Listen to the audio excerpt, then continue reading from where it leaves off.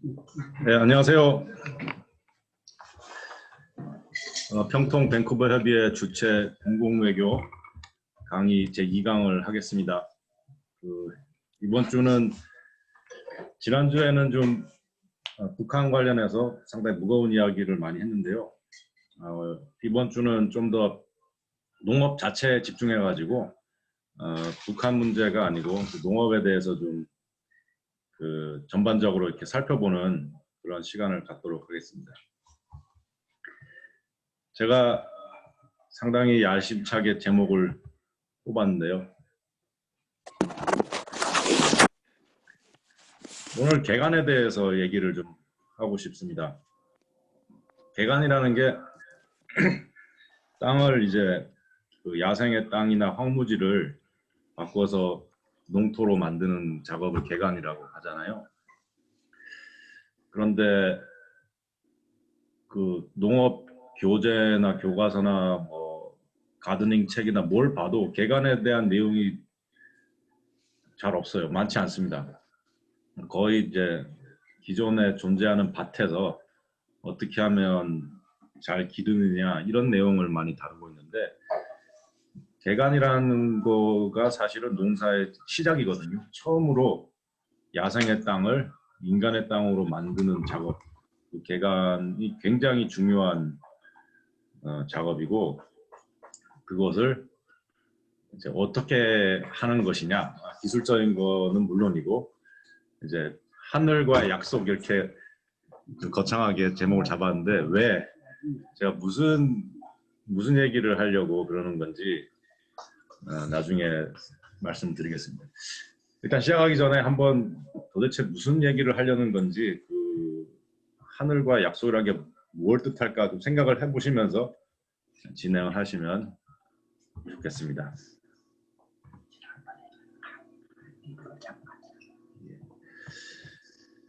개간을 얘기하는 이유가 또 사실 지난주에 북한 얘기를 많이 다뤘는데, 북한의 가장 심각한 문제가 산림의 황폐화 그리고 농토의 황폐화, 그거거든요. 저는 사람마다 시각이 다르겠지만 진짜 핵 문제 이상으로 중요한 것이 흙 문제다. 한반도의 흙 문제야말로 우리가 돌보지 않으면은 우리의 quốc 토가, 삼천리 반도가 황무지가 되거나 이제 사막화가 진행될 수도 있는 그런 중대한 문제이기 때문에 그 문제를 다뤘고요. 지난주에 말씀드린 게 북한에서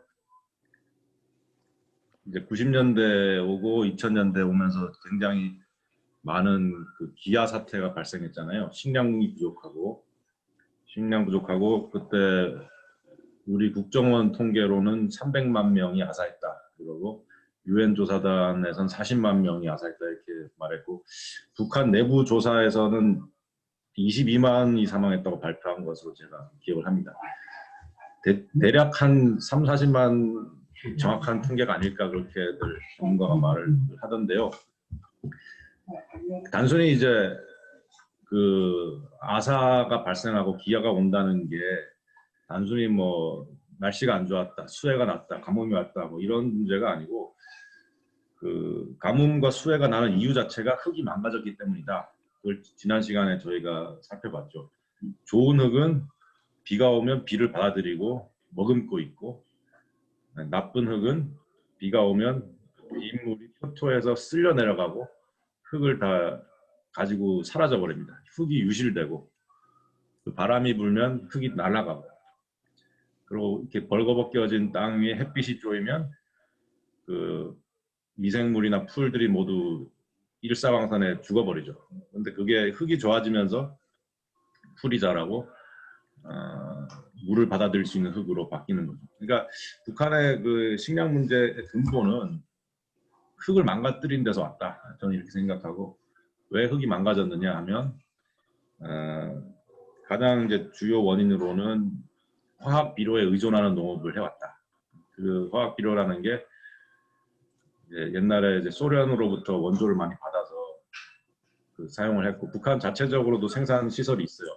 화학비료를 사용하고 생산하고 하는데 그거를 수십 년간 의존하면서 식량을 증산한다고 생각하면서 진행해 온 결과 더 이상 화학비료 없이 농사 지을 수 없는 땅이 됐고 80년대 말 오면서 공산권 붕괴하고 화학비료를 더 이상 사용할 수 없는 상태가 되자마자 발생하는 게 이제 아사 사태가 80년대 말 90년대 초 오면서 계속 화학비료를 사용 못하게 되고요. 그러다가 90년대 중후반 오면서 고난의 행군이라는 그 시대가 오죠. 그래서 간단히 이제 지난 시간에 요지를 말씀드리면 그 식량의 문제는 화학비료가 모자라서가 아니고 화학비료를 너무 사용해서 흙을 죽였기 때문에 왔다. 그리고 흙을 죽였기 때문에 수해나 가뭄 같은 자연재해가 오는 것이고 또 수해의 아주 직접적인 원인은 또 산림의 파괴에 있습니다. 자꾸 식량이 부족하니까 더 개간을 하고 다락밭을 만든다고 산을 깎아버리고 밭을 만드니까 숲이 사라지면서 이제 밭이 생산성을 잃는 상황으로 가죠. 숲이 사실 밭을 지탱을 해줘야 되는데 숲을 없애고 밭을 만드니까 악순환에 빠지는 거죠. 북한 환경이 굉장히 악순환에 들어가 있는 상태라서 우리가 그 한 민족으로서 우리 조국의 미래를 구상할 때 그 문제를 정말 심도 있게 바라보고 대응을 해야 된다고 생각을 합니다. 한국 쪽 환경 문제도 사실 좀 심각한 상황인데 이거는 뭐 나중에 더 다루기로 하고요. 지난 시간에 간단히 말씀드렸습니다만 한국은 이제 자본력이 있으니까 화학비료를 계속 사다 쓸 수 있는 입장에 있죠.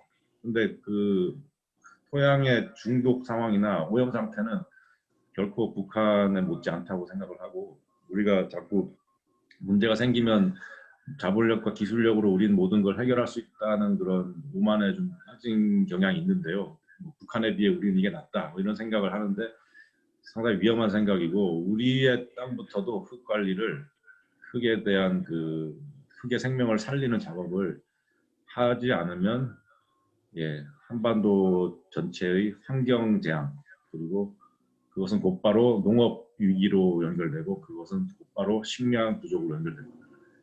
그리고 우리나라는 식량 자급도가 굉장히 낮잖아요. 그러니까 이런 문제들을 굉장히 중요하게 다룰 필요가 있다. 이게 지난 강의의 요지였고요.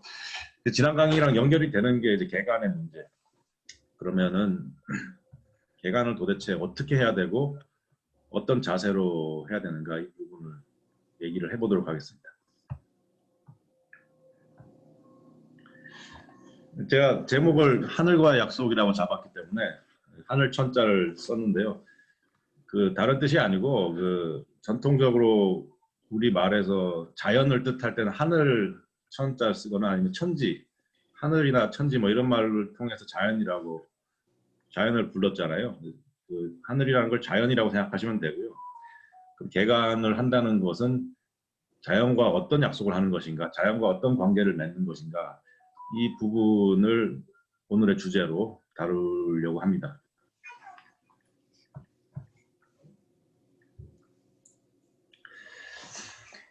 이거는 제가 하와이에서 찍은 사진인데 하와이가 화산이 분출해서 만들어진 섬이잖아요.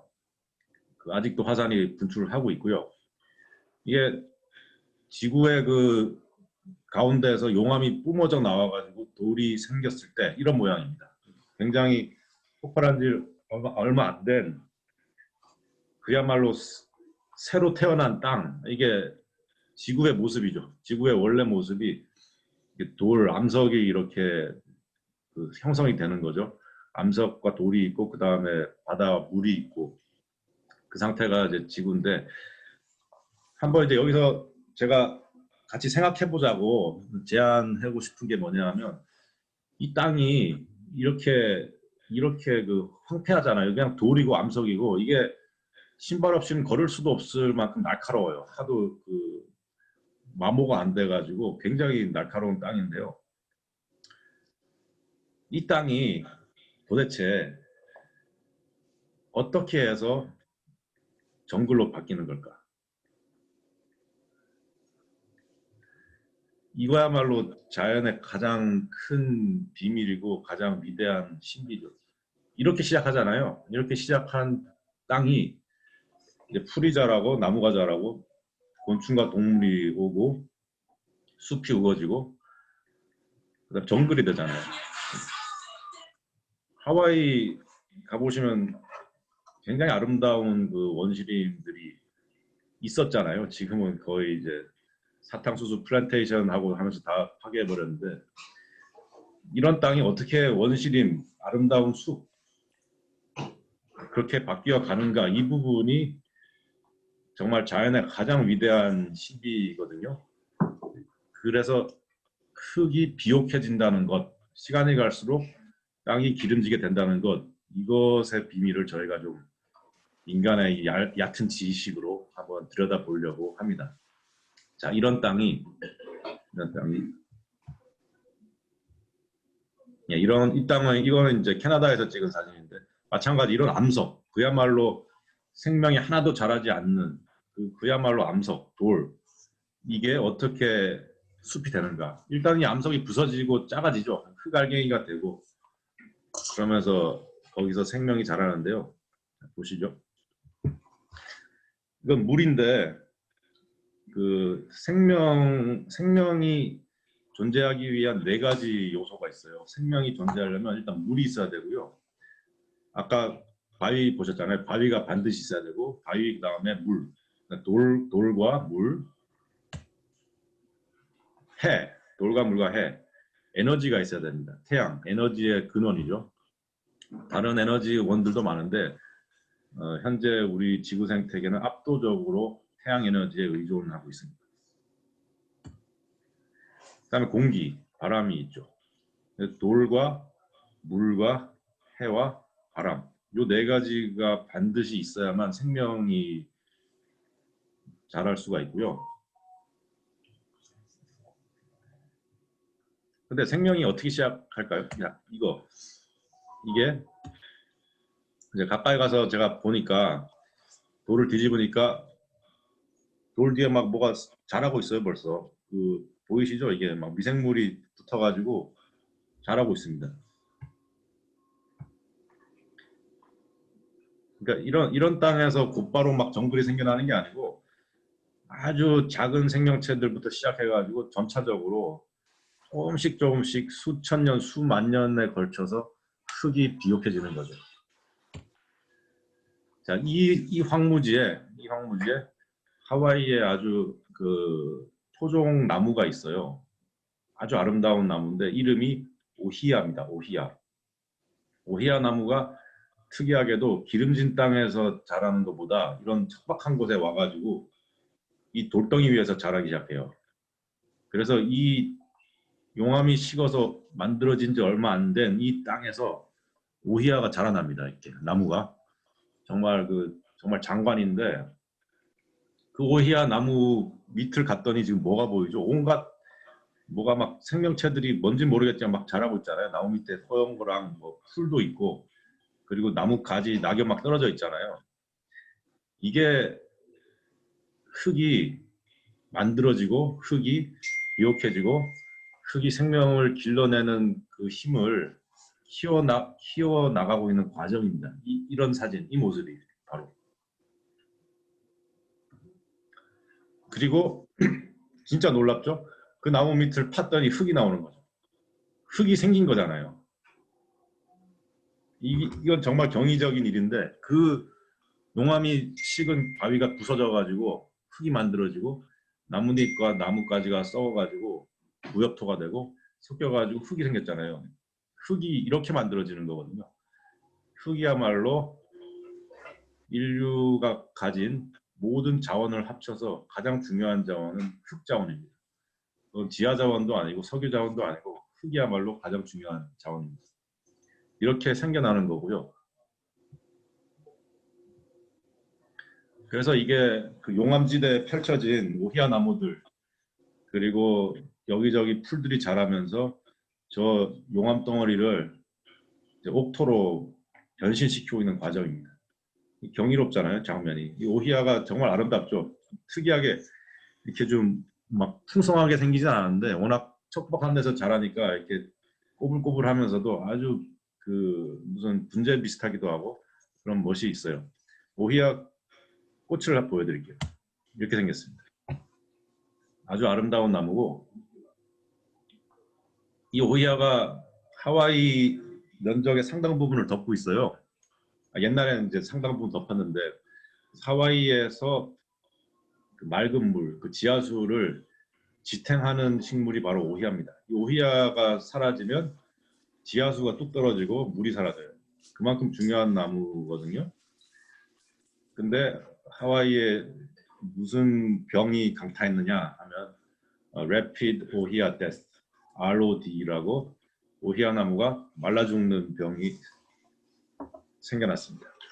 그래서 이게 증상이 관찰되면 한 2, 3주 만에 죽어버려요. 그래서 이름도 Rapid Death, 빨리 죽는다. Rapid Death에서 ROD라는 병이 퍼져가지고 어마어마한 또 면적의 오히야 나무들이 죽어나가고 있죠. 이제 과학자들이랑 학자들이랑 모여가지고 그럼 야 오히야가 도대체 왜 죽냐? 막 조사해 보니까 곰팡이 비슷한 어떤 균이 있어가지고 오히야를 죽인다 이러잖아요. 그럼 우리가 뭘 합니까? 그러면 그 곰팡이 죽이는 또 살균제를 만들어 보자 하고 또 독극물, 농약, 케미컬 쪽으로 가는 거죠. 그럼 이제 그 연구하죠. 막 수십 그 예산을 부어가지고 연구하겠죠. 회사들이 달라붙어가지고 개발하겠죠. 그럼 이거 뿌리면은 그 균을 죽일 수 있고 그러면은 오히야를 구할 수 있다라고 하는 생각을 가지고 만들 거 아닙니까? 근데 저는 이제 전혀 그렇게 생각 안 하고요. 그거는 잘못된 방법이라고 생각하고 오히야가 죽는 이유는 우리가 그 땅을 다 중독시키고 파괴했기 때문에 죽는 거죠. 하와이에서 뿌려대는 그 농약의 양이 정말 어마어마하거든요. 거기 흔히 뭐 하와이 그러면은 그냥 아름다운 관광지 정도로 생각하시는데 저는 하와이에서 농업 관련 일을 많이 해봤어요. 거기는 그 전 세계 유전자 조작, 종자 생산의 산실입니다. 거기에 모든 유전자 조작 기업들이 다 들어와가지고 그 천혜의 조건을 가진 하와이 땅에서 실험을 진행하고 있어요. 왜냐하면 따뜻하고 잘 자라고 그 겨울이 없고 종자 실험하기 최고의 장소죠. 왜냐 그 옥수수를 길러도 1년에 막 4번씩 사모작을 하면서 종자를 개발할 수가 있죠. 그래서 여기가 선택된 곳이고 그 결과로 비행기로 농약을 정말 하루에 제 하와이 원주민 친구가 한 말에 의하면 하루에 16번 뿌리는 걸 봤다는 거예요. 그 정도로 오염된 땅입니다. 슬프죠. 근데 외부에 알려지기는 낙원, 관광지. 하와이의 그 진실한 얼굴은 사실은 환경 파괴이고 원주민들의 학살과 고통이 있는 거죠. 그것이 더 진실에 가까운 모습이라고 생각합니다. 자, 이 사진이 뭘까요? 이거 맞추시면 제가 한 끼 쏘겠습니다.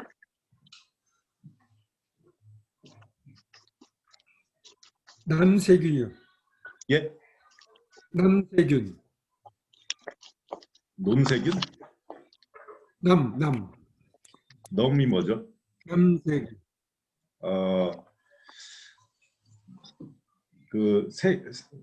염세균 잘 모르겠는데요. 그 제가 답을 말씀드릴게요. 그 잘못하면 맞추는 분이 나오기 전에 제가 답을 말씀드리겠습니다. 이거는 지의류. 예, 영어로 lichen. 지의류. 이름이 재밌죠. 지의. 땅의 옷입니다. 이거 식물이. 식물이 아니에요. 식물 아니에요. 땅의 옷인데 무슨 뜻이냐면 이게 돌덩이 위에 자라요.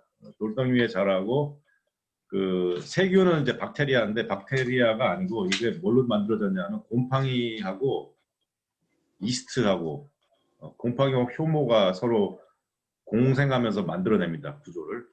곰팡이도 혼자 자라면 이 모양이 절대 안 나오고 효모도 혼자 자라면 안 나오면 둘이 딱 붙어가지고 효모가 아니고 곰팡이와 효모와 조류 셋이가 공존합니다. 조류가 핵심이에요. 왜냐하면 조류가 광합성을 하고 조류 아시죠? 그 녹조류 뭐 할 때 하는 그 조류인데 식물과 기능이 동일합니다. 식물은 아닌데 조류가 광합성을 해가지고 그 밥을 만들어야죠. 그러니까 쉽게 말해서 설탕이나 당분, 유기물 이런 거 만들어내면 곰팡이가 그걸 먹고 에너지를 얻어서 살아갈 수가 있죠. 그 대신 곰팡이는 조류를 보호해줘요. 곰팡이 균사 있잖아요. 그 실 같은 균사, 그 구조물을 만들어서 조류를 보호해주고 또 곰팡이가 뭘 하냐면 이 돌을 그야말로 돌을 녹여가지고 미네랄 양분을 흡수를 합니다. 돌로부터 그 영양소를 뽑아내요. 곰팡이가. 그래서 돌에서 뽑아낸 영양소를 조류한테 먹여줘요. 그러니까 돌이 곧 미네랄이죠. 미네랄이 곧 무기물 영양소잖아요. 미네랄 영양소잖아요. 곰팡이는 무기물을 뽑아서 조류에게 먹여주고 조류는 유기물을 광합성으로 만들어서 곰팡이를 먹여주고 서로 도와주면서 살아가죠. 그러면서 이 바위를 말 그대로 바위를 먹어가는 거예요. 바위를 먹으면서 이 과정이 이제 흙을 만드는 과정의 일부죠. 이런 게 진행되면서 흙이 점점 부서지고, 돌이 점점 부서지고 돌에서 나온 미네랄 영양소가 생명체들이 이용할 수 있는 형태로 바뀌는 거죠. 우리가 돌을 먹을 수는 없잖아요. 근데 곰팡이가 돌을 녹여서 미네랄 영양소를 만들어내면 그거는 우리가 섭취할 수 있는 거죠.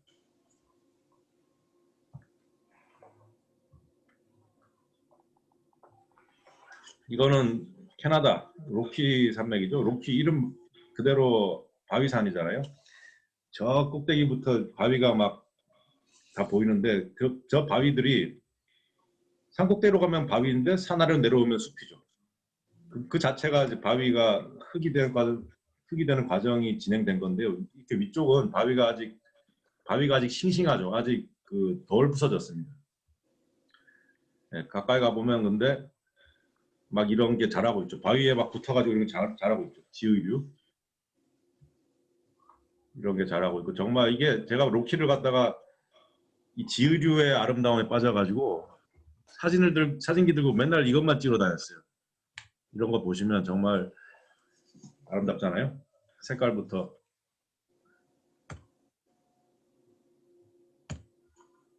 이거는 누가 그 돌에다가 오렌지 껍질을 버린 줄 알았는데 지의류가 자라고 있더라고요. 이렇게 바위가 녹아서 생명체들이 이용할 수 있는 양분이 되어 가는 것, 그게 이제 흙이 만들어지는 과정과 동의를 합니다. 그래서 이런 바위가 지의류가 자라고 가까이 가 보면 이제 바위들이 부서져서 점점 자갈이 되고 모래가 되고 흙이 돼가지고 이런 땅이 이렇게 바위가 드디어 식물에 덮여버리고 잎이가 자라고 결국은 숲이 만들어지죠. 그러니까 이런 숲이라는 게 갑자기 처음부터 원래 숲이었던 게 아니고 저런 과정을 거쳐서 바위가 점점 부서지고 녹아내리고 작아지고 생명체들이 모이고 하면서 이게 만들어지는 거죠. 숲이라는 게 정말 수십만 년, 수백만 년의 과정을 거쳐야만 만들어지는 정말 소중한 그 자산이고요. 이런 광경들이 이제 만들어지죠. 이거는 미네카다 호수, 제가 아주 좋아하는 호수입니다. 이것도 BC주에 있는 산에 올라가서 찍었는데 생명의 요소가 다 있죠. 바위와 물과 해와 바람 네 가지를 동시에 다 찍었는데 정말 우리는 그 아름다운 땅, 축복받은 땅, 비옥한 땅에 살고 있고요. 그래서 뭐 우리는 운이 좋으니까 잘 됐다는 게 아니고 그런 땅에 살고 있는 사람으로서의 책임감이 있는 거죠. 그리고 그러지 못한 땅에 살고 있는 사람들에 대한 책임감이 있는 거고, 그리고 이렇게 아름다운 땅은 아름답게 가꾸고 그렇지 못한 땅은 다시 복원을 시키고 녹화를 시키는 일에 대해서 좀 관심을 가지면 좋겠다는 생각을 합니다.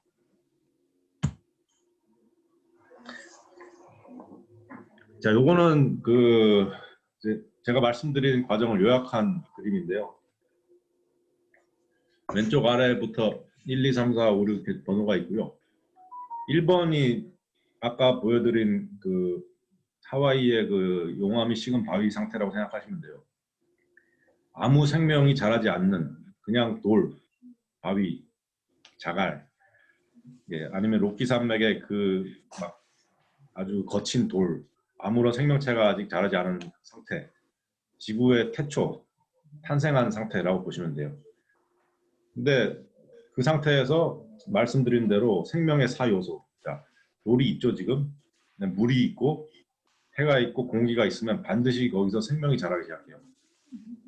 그래서 2번 보시면 뭐냐면은 그 이끼가 자라고 지의류 자라고 풀, 아주 그 작은 풀들, 그 1년생 풀들, 이런 잡초, 기는 풀 이런 게 자라기 시작하죠.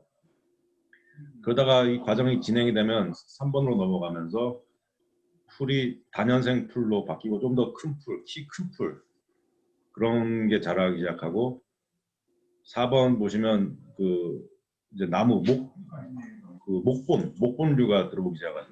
근데 처음부터 뭐 큰 나무가 자라는 게 아니고 아까 보신 오히야 같은 그런 나무들 아니면 여기로 치면은 뭐 모리나무나 자작나무 아니면 그 카튼우드 있죠. 그런 게 들어오기 시작하죠. 파이오니어 플랜트라고 합니다. 개척하는 식물들. 그 다음에 5번으로 가면서 좀 더 숲이 모양새를 갖추면서 6번으로 가면 그야말로 극상림, 그 생태계 정점을 찍게 되죠. 우리가 보는 무슨 그 어마어마한 그 나무들이 세다 나무라든가 아니면 펄 트리라든가 그런 거에 형성이 되는 겁니다. 이게 토양이 비옥해지는 과정이고요. 이게 바위가 생명을 기르는 땅으로 만들어진 과정이고요. 사실 이게 우리 농업의 가이드라인을 전부 보여주고 있는 그림입니다. 맨 밑에 보시면 그 곡선 하나가 쭉 위로 올라가는 거 있죠. 거기 보면 시간에 따라서 바이오다이버시티, 바이오매스, 소일 레이어 이게 증가한다 이렇게 되어 있는데요. 종 다양성이 증가하고 그 생물 질량, 생체량, 그 같은 면적의 땅에 살고 있는 식물과 동물의 무게, 총 무게가 점점 증가하게 되죠. 그리고 소일 레이어 이게 핵심인데요. 이 과정이 진행되면서 흙이 생성되고 토심이 깊어간다 이 말을 하는 겁니다. 6번으로 가면 당연히 토심이 아주 깊겠죠. 그 엄청나게 큰 나무들 뿌리가 다 들어갈 만큼 흙이 만들어지는 거죠. 근데 그 제가 보여드렸던 바위 사진 생각해 보시면 그 바위 돌덩어리가 흙을 만들어내고 그 흙이 거대한 나무를 지탱할 정도로 변했다. 이와 같은 기적이 없죠. 이게 자연의 가장 위대한 신비라고 생각을 합니다.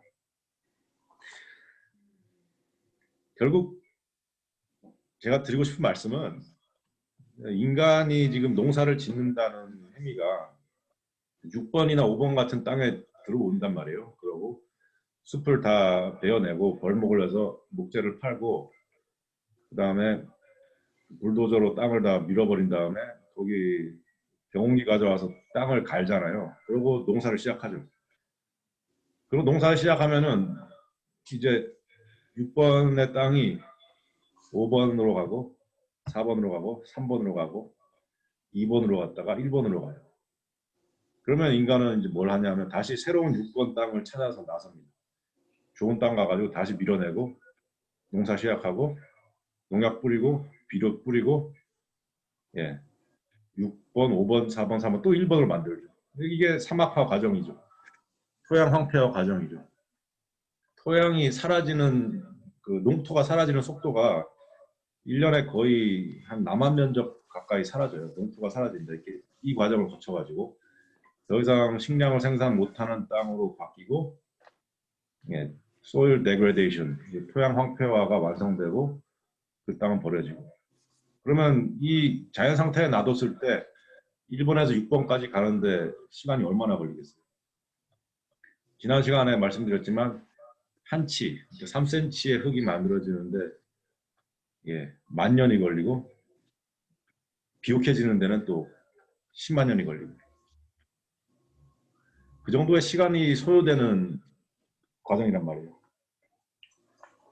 근데 이거를 우리가 농사 지으면서 뭐 2, 30년 짓고 나면은 6번을 1번으로 만들어 버리는 정말 탁월한 기능을 발휘하고 있는 종이 바로 호모사피엔스다라는 거죠. 이게 식물이고요. 식물을 이제 초식 동물들이 먹죠. 이건 전부 야생 동물들 찍은 건데요. 그리고 잡식 그 육식 동물들도 있고, 예, 그 초식 동물, 육식 동물, 식물 이런 게 어우러져 가지고 뭘 하겠어요. 제가 토양 만들어지는 과정 얘기하다가 갑자기 동식물들 보여드리는 이유가 뭘까요?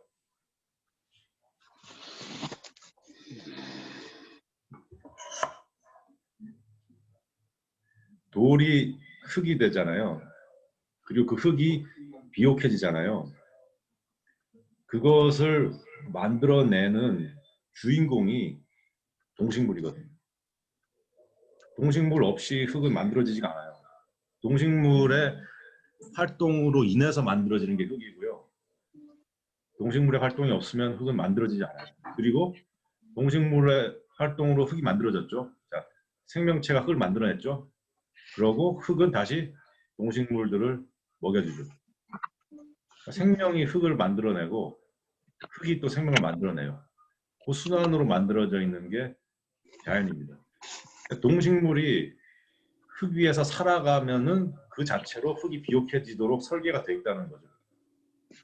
아까 지의류 보셨지만 그 조류는 식물이고 곰팡이는 동물이죠. 그렇죠? 그러면은 생명 활동을 하면 조류는 유기물을 자꾸 만들어서 곰팡이를 먹이고 곰팡이는 자꾸 미네랄을 뽑아내서 조류를 먹이고 그 순환이 계속 반복되면서 점점 그 생태계 내에서 양분이 축적된단 말이에요. 양분이 자꾸 늘어나잖아요. 곰팡이가 뽑아낸 미네랄이 생물체들이 활용할 수 있는 상태로 들어와 있고 조류가 만들어낸 유기물 뭐 설탕, 탄수화물 이런 것도 생명체가 사용할 수 있는 상태로 들어와 있죠. 유기물은 탄소거든요. 탄소가 우리 이 순환에 들어오는 거고 무기물은 각종 미네랄들 그게 이 생명의 순환에 들어오는 거죠. 걔네들이 지유류가 계속 살아가면 지유류만 맨날 사는 게 아니고 점점 그 환경이 비옥해지기 때문에 그 다음 단계의 동식물이 들어올 수 있게 되는 거죠. 조금 더 큰 애들. 그러면 좀 이따 좀 더 큰 애들이 들어올 수 있고 그렇게 조금씩 들어오면서 점점 커지다가 정말 이런 곰까지 살아갈 수 있는 상태가 되죠. 곰, 코끼리, 사자, 호랑이 이런 게 살아가는 생태계가 만들어진단 말이에요. 그게 그 비옥화의 과정이고요. 이 사진은 제가 지난 여름에 농사짓던 블루베리 농장에서 제가 직접 만났던 곰입니다. 거의 매일 곰을 만났는데 이 곰이 엄청 커요. 처음엔 되게 무서웠는데 별로 사람을 신경 안 쓰더라고요. 그래서 뭐 노래를 부르면 곰이 안 온다고 누가 그래가지고 제가 아침에 새벽마다 나가서 밭에서 그 일을 했었는데 막 노래를 부르고 있는데 이게 나타나더라고요. 그래서 노래를 부르면 안 온다는 가설은 틀린 걸로 제가 확인했습니다. 노래가 아니고 시끄러운 소리. 시끄러운 소리요? 네. 근데 사실 제가 곰들을 이번에 많이 보면서 느꼈는데 노래를 하건 소리를 내건 별로 인간을 무서워하지 않아요. 하도 오다 보니까 먹이가 있으면 무조건 오는 겁니다. 와가지고 먹고 인간을 뭐 해치진 않죠. 관심이 없으니까 그러고 가는데 제가 사진을 올렸더니 페이스북에 누가 연락 와가지고 자기 곰 사냥해도 되냐고 그래서 좀 뭐 사냥은 뭐 할 수도 있는 건데 뭐 그렇게까지 이렇게 우리 밭에 와 있는 얘는 죽이지 말라고 제가 하고 보냈습니다.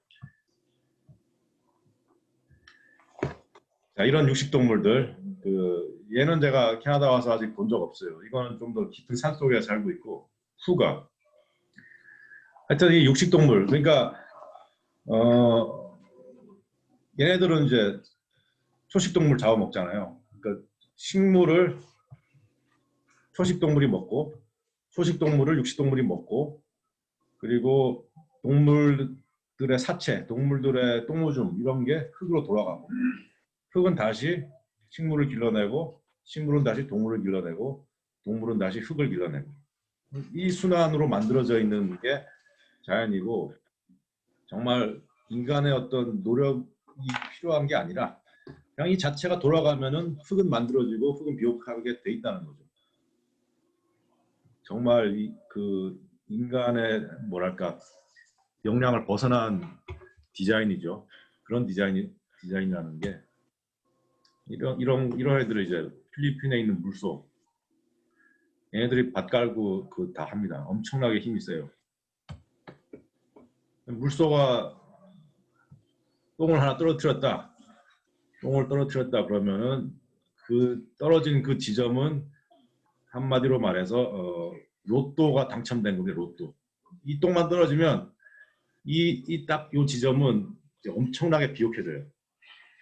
지금 뭐 보시면 그 똥에 막 구멍이 뚫려 있는데 이게 전부 벌레들이 들어가면서 먹기 시작한 거고요.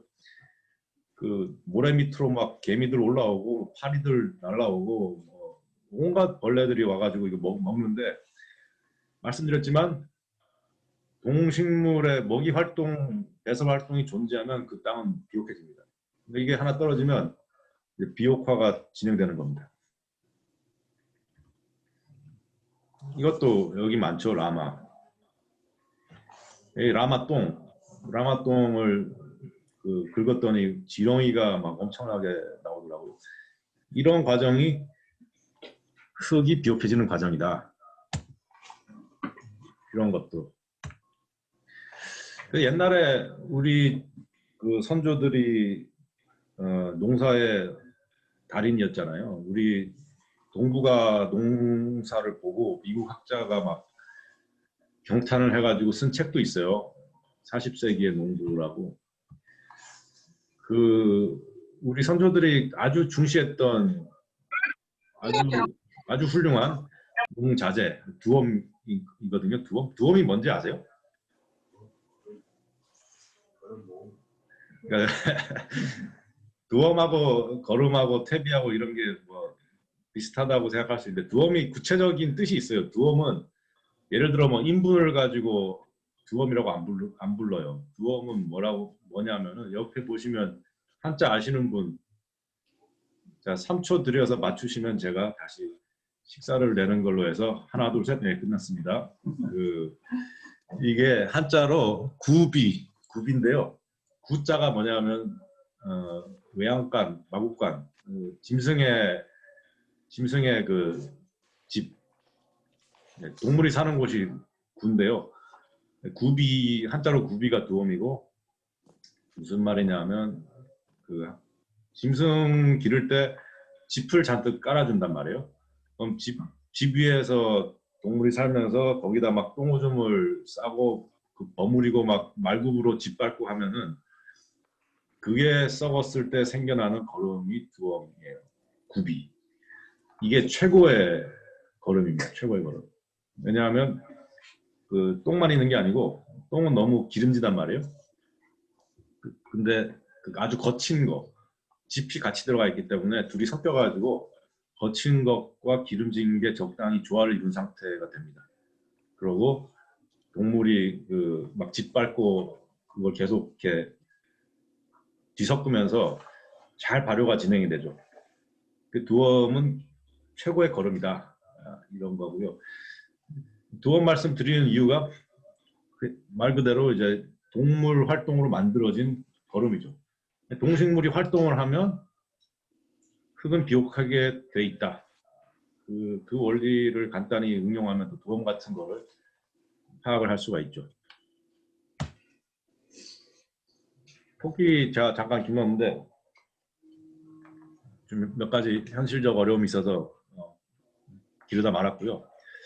토끼 밑에 이렇게 짚을 깔아준단 말이에요. 그러면 얘네들이 똥오줌을 막 버무려 가지고 토끼 표 비빔밥을 이렇게 만들어냅니다.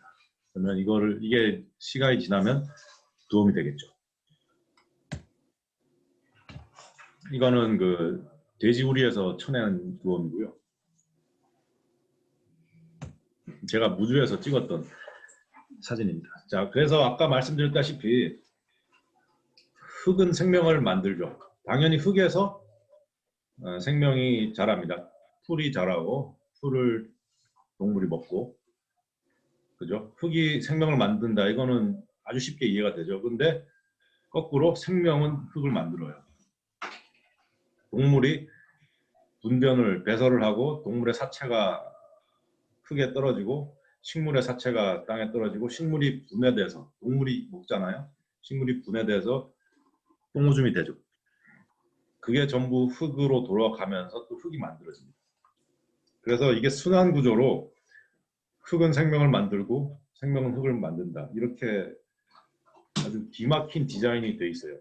그 속에서 이 과정의 수혜자로서 이 과정의 그 혜택을 보는 존재로서 사실 우리가 음식을 먹으면서 살아갈 수가 있는 거고요. 그 과정에 참여하고 있는 일원으로서 이 과정을 더 좋게 개선시키지 못할 망정 이 과정을 망가뜨려서는 안 되겠다, 인간이. 그렇게 생각합니다.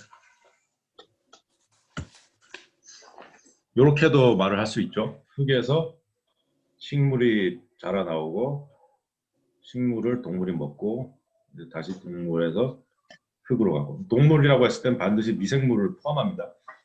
물론 모든 미생물이 동물인 건 아닌데 대부분 많은 미생물이 동물 역할을 하고요. 식물은 광합성을 하죠. 식물은 광합성을 하고 동물은 광합성으로 해서 만들어진 유기물을 분해를 하죠. 그래서 흙에서 식물이 나오고 식물은 동물이 먹고 다시 동물은 사체나 배설물로 흙을 기름지게 한다.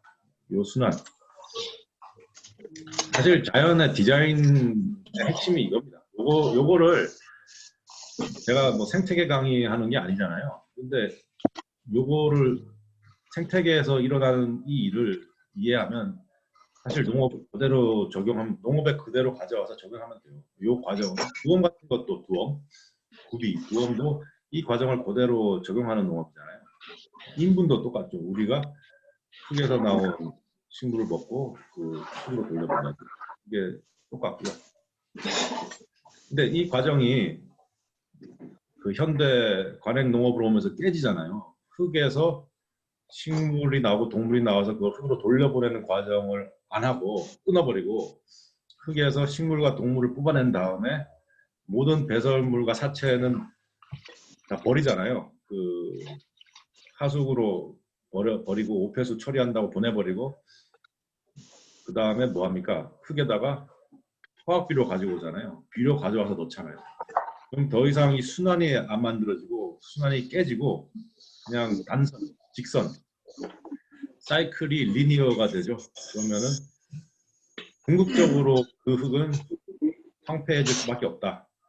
왜냐하면 흙에서 양분을 뽑아냈는데 양분을 돌려주지 않고 양분을 다 유실시킨 다음에 엉뚱하게 화학비료를 가져와서 흙에다 넣잖아요. 화학비료 자체가 흙에서 아주 그 부정적인 역할을 하는데요.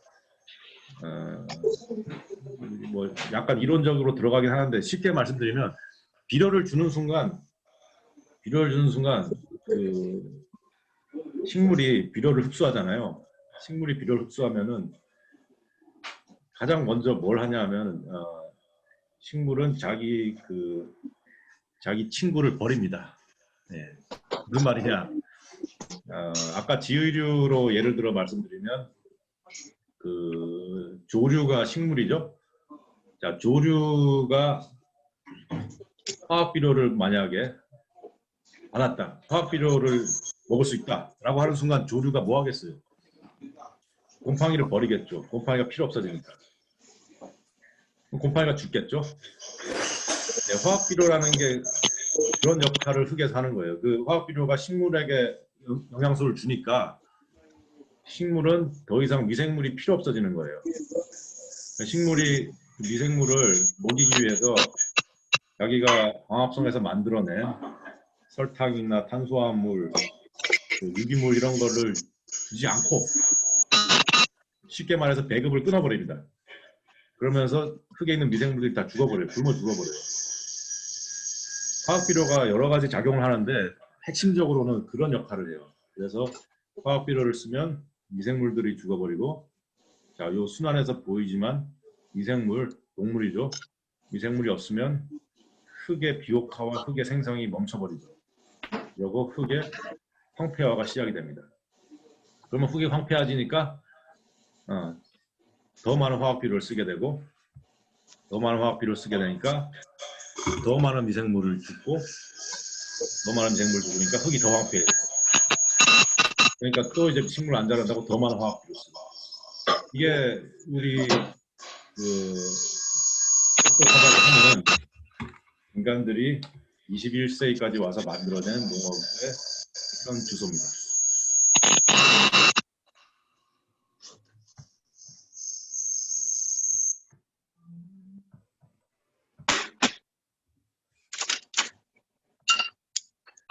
다시 말해서 이렇게도 볼 수가 있죠. 흙에서 우리는 밥을 얻죠. 동식물이 다 흙에서 나오죠. 우리가 밥을 먹고, 네. 빨리 식사하세요. 제가 너무 적나라한 용어를 쓰나요? 사실 뭐 배설물 이렇게 해도 되는데 저는 그냥 이런 표현을 좋아합니다. 네, 흙에서 밥에서 똥, 순우리말이기도 하고, 뭐 똥을 변이라고 하거나 뭐 하거나 똑같은 거고. 이 똥에는 똥, 오줌 그리고 사체가 다 포함되죠.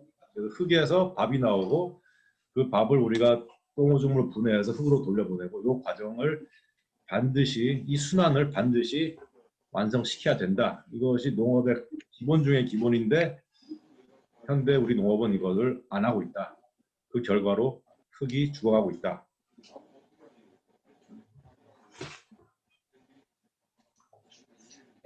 그래서 오늘의 주제는 이제 개간이 간자입니다.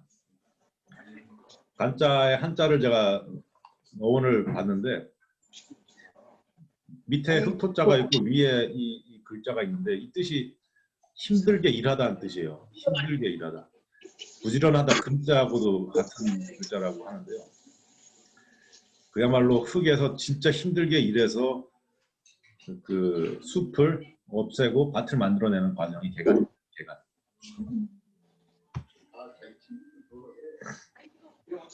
개간은 쉽게 말하면 숲을 밭으로 만드는 것이다. 마이킹이 장사 잘 돼서 잊어버려. 이게 뭐죠? 혹시 이거 실제로 이거 가지고 일해 보신 분 계신가요, 여기?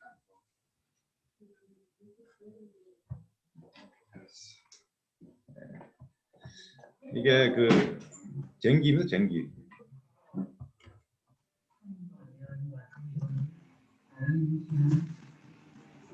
근데 다들 이렇게 비디오를 안 켜셨어요. 얼굴을 보고 싶은데 뭐가 무슨 문제가 있으신가요? 세수를 안 했다거나 뭐 화면이 흐려서 잘 안 보여요. 괜찮습니다. 그 쟁기를 왜 보여드렸냐면 그 쟁기가 인류 역사에 어마어마한 역할을 하게 돼요. 쟁기라는 게. 그 쟁기를 가지고 밭을 갈잖아요. 밭을 간다는 이 행위, 그 밭을 간다는 게 곧 또 개간이기도 한데 이게 인류 역사에 미친 영향은 어마어마합니다. 쟁기. 그 옛날 조선시대 농서들 보면은 그 개간에 대해서 많이 논하고 있어요. 제가 처음에 말씀드렸을 때 요즘에 나오는 농업책들은 개간을 안 다룬다 그랬잖아요. 개간을 별로 얘기를 안 해요. 뭐 물론 얘기하는 것도 있는데 서양 농서건 뭐 유기농업 교재건 현대농업 책이건 개간을 별로 얘기를 안 하는데 아마 우리 시대는 개간이 이미 다 완료됐겠죠. 그리고 개간이라고 해봐야 불도저 가지고 와서 밀어버리면 끝나는 거니까 너무 쉽죠. 너무 쉬워서 안 다루는 것 같은데 옛날 사람들에게 개간은 진짜 힘든 거였단 말이에요. 간자가 힘들다는 뜻을 갖고 있는 글자잖아요. 조선시대 농서를 보면 개간을 많이 다뤄요. 그만큼 개간이 중요했단 말이에요. 개간이 그 시대에는 식량 생산과 직결된 문제고 그 밭을 만들어내는 숲을 밭으로 만들어내는 과정이기 때문에 많이 논하는데 항상 두 가지가 거론돼요. 개간을 하는데 이 방법을 쓴다고 하는데 두 가지. 예. 두 가지 방법으로 주로 개간을 얘기해요. 이렇게 해가지고 개간을 하는 것이다 설명을 해요. 이거 맞추시면 제가 3일간 밥을 사겠습니다. 이거는 뭐 맞출 수가 없을 것 같은데. 화전. 오! 화전! 그 다음 두 번째. 하나, 둘, 셋. 저의 이 안도감은 지금 이루 말할 수가 없어요. 화전 맞아요. 맞습니다. 그 첫째 방법이 불을 얘기를 해요. 불로 숲을 태워버리고 밭을 만든다. 이 얘기를 하나 하고 그 다음에 말하는 게 아주 힘센 황소를 가지고 쟁기를 가지고 밭을 만들어라 이렇게 돼 있어요. 사람 힘으로 만들기에 그만큼 힘든 거고요. 불과 쟁기 그걸 얘기합니다. 그만큼 쟁기라는 게 야생의 땅 숲을 밭으로 만드는데 핵심 역할을 했죠. 쟁기는 제가 사진까지 보여드렸는데 그걸 못 맞추셔서 너무 아쉽습니다. 네.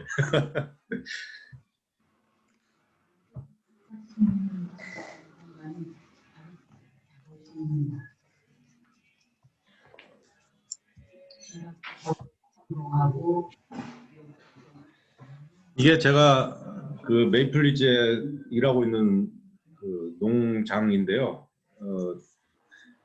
그야말로 그 야생 땅이었어요.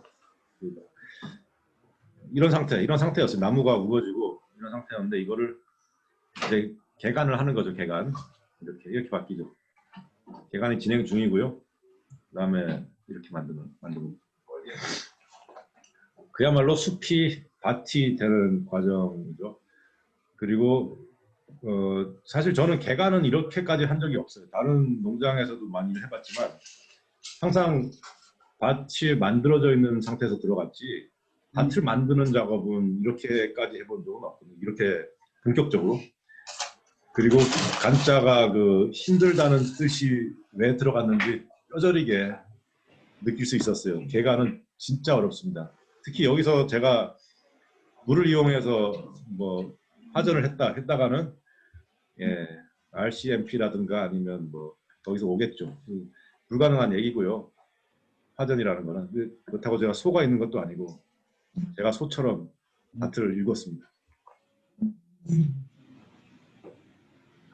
이게 제가 눈물 없이 볼 수 없는 사진인데요. 밑에 있는 게 곡괭이 새 거고요. 위에 있는 게 제가 반년간 일하고 난 곡괭이 한 2cm 정도 달았죠. 그리고 결국은 부러졌습니다. 그래서 이만큼 개간은 힘든 거고요. 쟁기가 없으니까 소가 없고 쟁기가 없으니까 제가 곡괭이로 다 개간했어요. 그리고 또 존경하는 정기봉 회장님께서 이걸 보시더니 곡괭이를 2자루나 새로 또 선물을 사주셨습니다. 더 열심히 하라는 뜻으로 받아들이고 하겠습니다. 개간한테 이거 나오잖아요. 그래서 저희 강의는 다시 말씀드리지만 민주평통 밴쿠버 협의회에서 공공외교 차원에서 정기봉 회장님께서 기획을 해서 시작을 했고요.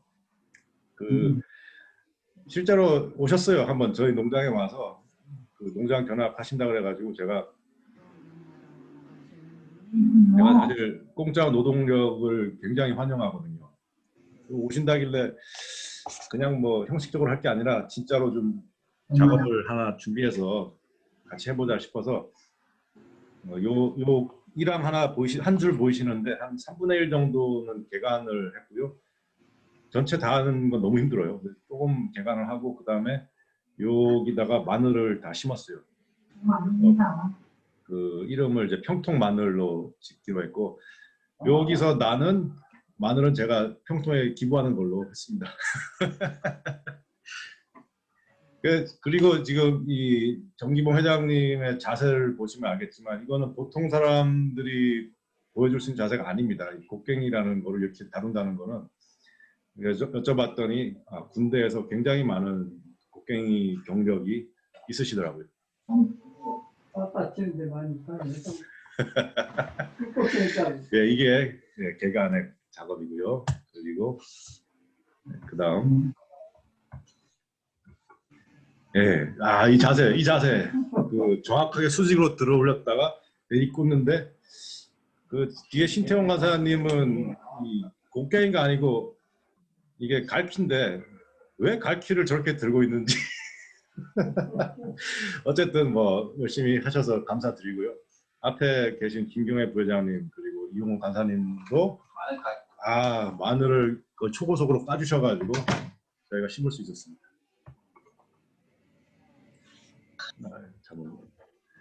예, 그리고 곡괭이만이 아니라 이 윌베로도 기증을 해주셨습니다. 원에서 안민납부에서 안 나가는 게 이런 걸까요? 이렇게 진행을 하고요. 예, 그리고 빠질 수 없는 게 새참. 안 들려? 거의 뭐 한 10분마다 새참을 먹었던 것 같은데 아주 감사드리고요. 즐거운 시간이었고 실제 개간과 마늘 심기를 해보는 아주 유익한 시간이었고 약간 뭐 맥락이 좀 멀어 보이긴 한데 사실은 제가 이렇게 농사를 하고 있는 이유가 뭐 기계를 안 쓴 건 아니에요. 몇 번 기계가 들어왔어요. 친구들이 기계를 이렇게 들여와서 쓰긴 했는데 제가 거의 다 손으로 다 하고 있고 그 농사 짓는 이유 중에 하나가 사실은 우리가 평통입니다만은 그 북한에서 실질적으로 쓸 수 있는 기술들이 뭐가 있을까 이제 관심이 많아요. 그래서 화학 비료나 그 석유 연료 이런 거에 대한 의존을 최소화하면서 그 흙을 살리면서 전혀 비용 없이 돈이 없이 할 수 있는 기술이 뭘까 이런 걸 계속 생각하면서 농사를 짓고 있거든요. 뭐 1차적으로 목적이 그 돈은 아니에요. 뭐 돈 벌면 좋은데 실험이 목적이다 보니까 나중에 북한에서 또는 다른 아프리카나 뭐 흙이 망가지고 사람들이 식량이 없고 빈곤하고 이런 땅에서 적용할 수 있는 농업이 뭘까 이런 차원의 생각을 하고 있고요. 그래서 맥락이 좀 멀다고 말씀드리긴 했지만 어쨌든 평통 활동으로도 좀 생각할 수 있는 여지도 있는 것 같아요. 북한과 관련돼서. 자, 이런 땅을 이렇게 개간을 해서 전부 이제 곡괭이로 일궈내죠. 개간을 하고 이거는 전부 뼈인데요. 이거는 저희 그 임채호 재무님께서 협찬해 주셔가지고 거의 무한대의 뼈를 제가 받아오고 있습니다. 뼈를 넣어주면 뼈가 그 NPK 비료 중에 그 인산의 아주 중요한 공급원이 됩니다. 뼈를 깔고 다시 풀을 덮고 이 땅이 워낙 척박하기 때문에 그 약간 농업 전문으로 들어가는 것 같은데 척박한 땅에는 토양의 유기물 함량을 늘려야 되거든요. 유기물 함량. 유기물이라는 게 동식물이 썩어서 만들어지는 게 유기물인데 그걸 높이기 위해서 인근에 있는 그 풀들 다 베어와 가지고 깔아줍니다. 이게 전부 블랙베리예요. 어차피 베어야 되는데 나타나 들고 가서 이제 쭉 한 20분쯤 베면 뭐 충분히 이렇게 베올 수 있습니다. 그 사람의 노동력이 뭐 그렇게까지 비효율적인 게 아니고 상당히 효율적이에요. 나타나 있으면 이런 거 뭐 금방 베어가지고 거의 산더미처럼 쭉 가져와서 깔아줄 수 있죠. 이렇게 깔아주고 흙을 덮어주고 그럼 이 아래에서 다 분해가 되겠죠. 흙을 덮고 흙의 색깔을 보시면 굉장히 연한 색이잖아요. 밝은 색깔. 이거는 원칙인데 좋은 흙은 반드시 검은색에 가까워진다. 아주 진한 색깔을 띠게 되고요. 왜냐하면 유기물의 함량이 높아지고 유기물은 곧 탄소이고 탄소의 색깔은 검은색이죠. 수치를 생각하시면 되죠. 그래서 이 땅에 걸음길을 갖고 오기 위해서 마분, 이건 제가 친구가 그 말농장을 갖고 있어서 그 무한대의 마분을 가져올 수가 있습니다.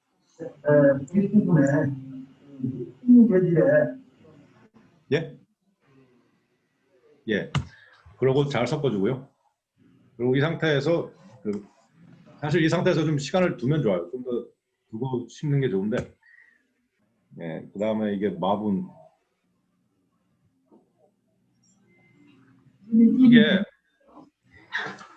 이게 뭘까요? 이게 보시면 이 식물이 뿌리가 뭐 한 30cm 넘게 내려가 있죠. 지금 엄청나게 뿌리가 내렸죠. 이 흙이 마분이에요. 마분. 말똥이 썩어가지고 생긴 흙에 식물이 자라는 겁니다. 이 흙은 최고의 흙이에요. 최고의 흙. 그러니까 사이클을 생각해 보시면 흙에서 밥이 나오고 밥에서 똥이 나오고 똥에서 흙이 나온다고 했잖아요. 똥이 흙이 된 거죠. 최고의 비옥한 흙입니다. 이거를 밭에다 섞어주는 거죠.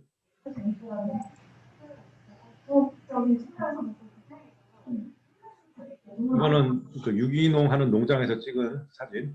흙이 그 눈으로 봐도 색깔이 진하고 촉촉해 보이죠. 촉촉하고 푸슬푸슬하고 부드럽고 가볍고 흙이 또 가벼워야 돼요.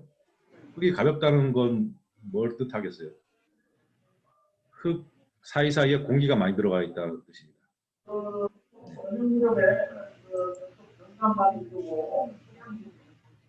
이 흙은 그 숲에서 찍은 사진이에요. 숲에 나뭇잎 긁어내고 그 바로 밑에 있는 흙은 이렇게 생겼어요.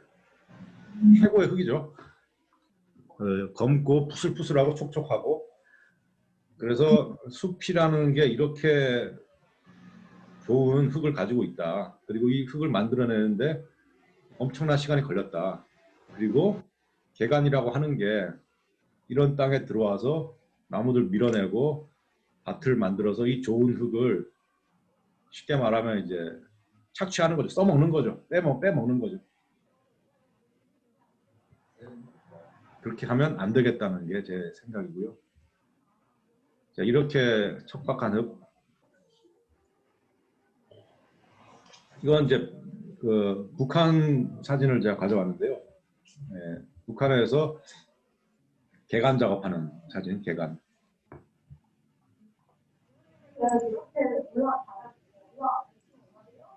군대를 동원해 가지고 이런 작업을 하는데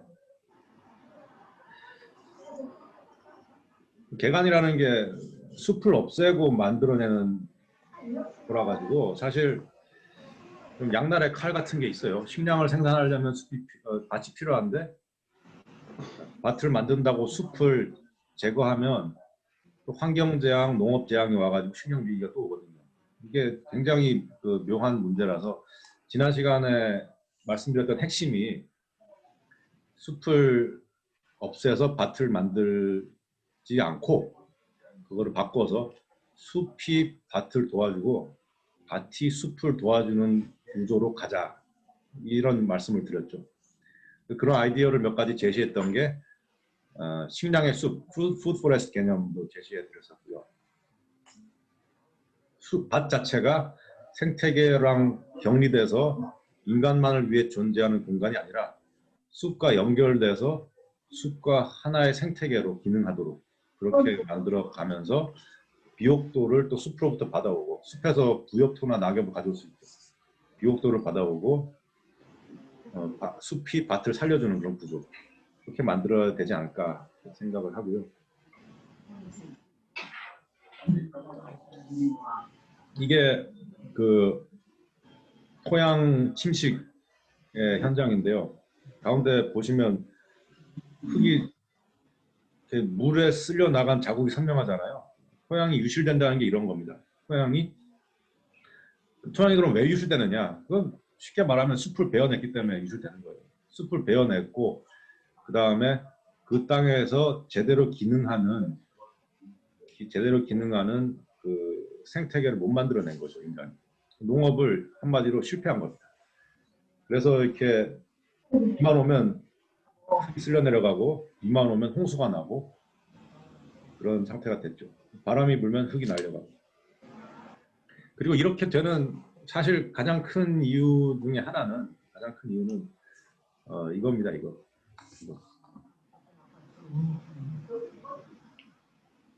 그 쟁기나 뭐 곡괭이로 흙을 갈아도 사실은 토양 침식이 발생을 해요. 흙이 망가집니다. 근데 그거에 비해서 이제 식물을 잘 길러내고 농사를 잘 지으면 그런 그 단점, 그런 위기를 보다 극복할 수 있는 상태로 갈 수는 있는데, 이런 식으로 석유를 떼우면서 엄청난 중장비를 가져와 가지고 흙을 갈아대기 시작하면은 이거는 감당이 안 되는 토양 파괴로 이어집니다. 지금 벌써 육안으로 봐도 흙이 이미 굉장히 밝은 색깔을 띠고 있고 먼지 같은 상태가 돼 있죠. 그리고 밭을 간다고 트랙터가 가고 있는데 지금 뒤에 저 바람, 저 흙먼지, 흙먼지를 가볍게 보시면 안 돼요. 흙먼지가 토양의 유실입니다. 흙의 손실, 수십만 년 걸려서 만들어진 흙을 순간적으로 다 유실하는 그것이 바로 이런 상태, 흙먼지고요. 그 관심 있으신 분들은 더스트 볼이라고 검색해 보세요. 더스트 볼. 그 1930년대 미국에서 발생했던 환경 재앙인데요. 바로 이거. 처음으로 석유를 떼는 경운기가 도입되면서 30년대 미국 농부들이 엄청나게 땅을 갈아대기 시작했어요. 그래서 텍사스 그쪽에 오클라호마 이쪽에서 대평원이 펼쳐져 있는데 바이슨이 막 누비던 그 땅을 들어가 가지고 토종 풀들 다 갈아엎어버리고 거기다가 이제 밀 심고 현대적인 농업을 시작을 하죠.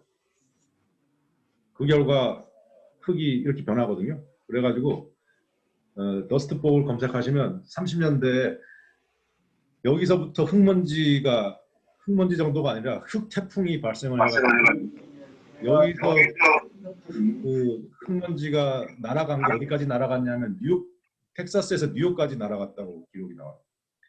이때 상실한 흙의 양은 상상을 초월하는 양이고 그 양의 흙은 인간이 다시 복원한다고 하는 것은 거의 뭐 불가능한 얘기죠. 수억 년에 걸쳐서 형성된 자연 생태계의 그 흙을 순식간에 10년, 20년의 기간에 걸쳐서 다 유실해 버렸죠.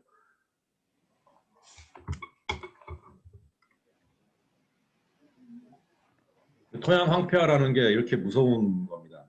그 비옥한 땅을 식량을 생산하고 동식물을 먹이던 땅을 이제 화학비료 쓰고 농약 쓰고 기계 쓰고 병원하고 땅 갈아대고 신경하고 결과로 이렇게 만들어 버렸을 때 농부 표정 보시면 알겠죠? What to do? 뭐 어떻게 하실 겁니까?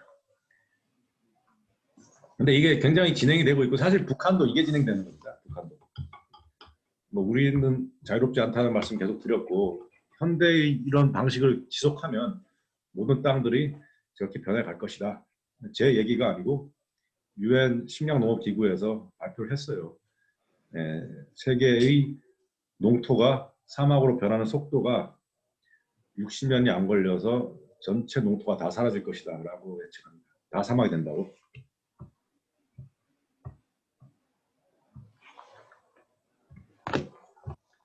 결국 이런 땅에서 농사를 짓게 되죠. 이 땅이 어디냐면 그 필리핀에 제가 내전 지역 갔다고 했는데 거기입니다. 마라위.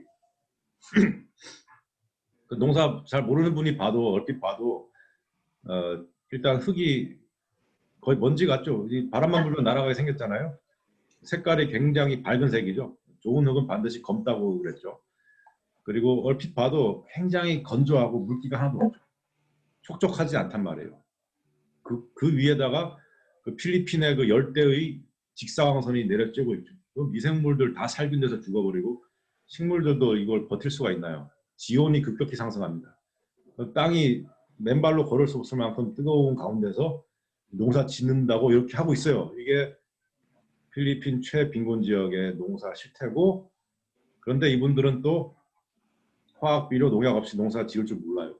그리고 종자는 전부 다국적 대기업의 종자를 사놨습니다. 그러면 빈곤의 악순환을 어떻게 깹니까? 깊이 그 덫에 빠져 있는 상태고요. 이런 곳에서 어떻게 흙을 살리고 사람을 살리고 식량 문제를 해결할까? 이런 문제의식을 가지고 있습니다.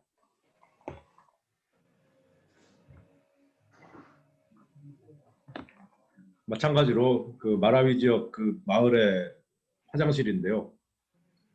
제가 어딜 가나 그 화장실에 관심이 많습니다. 물어봤더니 인분을 농업에 사용하는 건 상상도 못한다. 대답이 그렇게 나옵니다. 그러니까 화학 비료에 의존하면서 계속 돈을 주고 사다 써야 되는 상황에 있는 사람들인데도 인분이나 오줌이나 이런 거에 대한 의식이 하나도 없어요. 몰라요. 그리고 다 버려요, 저렇게. 이런 게 이건 제가 직접 찍은 토양 침식 현장. 사람 키보다 더 높은 규모의 흙이 다 쓸려 내려갔죠. 자, 이것도 마찬가지 필리핀인데 열대림을 베어내고 거기다가 커피 플랜테이션을 했다고 해요. 커피를 또 한 20-30년 기르다가 흙이 망가지니까 더 이상 농사 지을 수 없어서 떠나요. 그러고 나서 이제 사정없이 흙은 계속 침식이 되고 쓸려 나가고 이렇게 되는 겁니다. 죽음의 땅입니다, 여기는.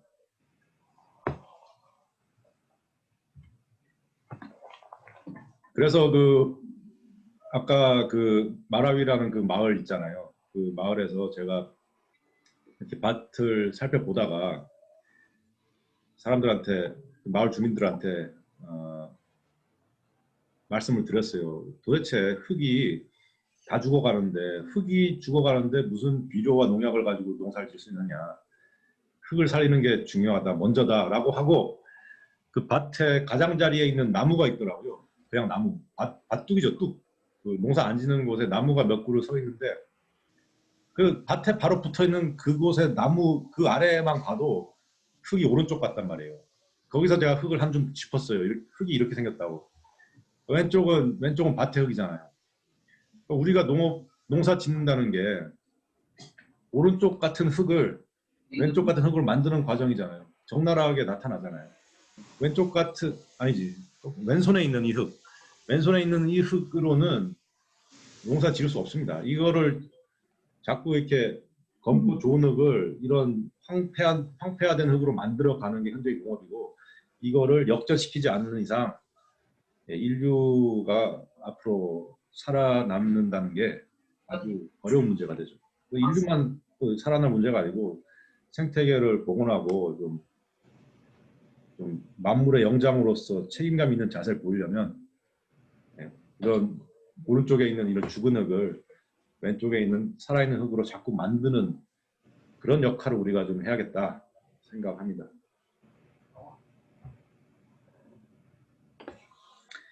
그래서 제가 왜 개간에 대해서 하늘과 약속이라고 했냐 하면, 개간이라고 하는 것은 울창하고 우거지고 비옥한 숲을 없애버리고 밭으로 만드는 과정이란 말이에요.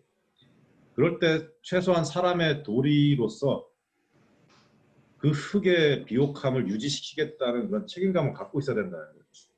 저도 마찬가지로 아까 그 숲을 베어내고 곡괭이로 밭을 일궈냈지만 제가 만들어낸 밭이 개간하기 이전에 그 원래 이 숲에 비해서 흙을 망가뜨리거나 비옥도를 떨어뜨리거나 더 쉽게 말하면 동식물을 먹이지 못하는 상태로 가면 그건 개간을 할 자격이 없는 거죠. 개간을 할 자격. 개간은 하늘과 약속이다. 개간 이전에 비해서 흙을 죽이지 아니하고 동식물을 먹여 살리겠다는 약속이죠. 야생의 상태에서는 그 야생 동물들이 동식물들이 자라고 있겠죠. 사람이 들어가면 이제 야생 동물은 거의 못 들어오죠. 그러면 아까 보여드린 뭐 토끼나 닭, 돼지, 말, 소 이런 게 들어오게 되는데요. 그 동물들도 먹여 살리는 그 동물들을 먹여 살리는 것도 아주 중요한 활동이고 아주 좋아요. 좋아요. 왜냐하면 동식물의 활동으로 흙이 만들어진다고 했잖아요. 그래서 자연이 하던 역할을 이제 인간이 하겠다라고 들어갔을 때 야생동물 다 밀어내고 가축을 들여오잖아요. 그럼 그 가축들을 야생동물이 했던 역할을 할 수 있게 그렇게 농사를 디자인하자는 거죠. 그래서 두엄을 쓰고 축분을 쓰고 그 식물의 부산물을 먹여서 자원으로 활용하고 그런 농업을 하자 그런 말씀이고요. 절대로 흙을 죽이는 그런 농업은 하면 안 되겠다 생각합니다. 비옥도라는 게 뭐예요? 비옥도. 네, 여기서 또 가볍게 퀴즈 시간. 비옥도. 흙이 비옥하다. 쉽게 말하면 흙이 비옥하다는 건 뭘 뜻하겠어요?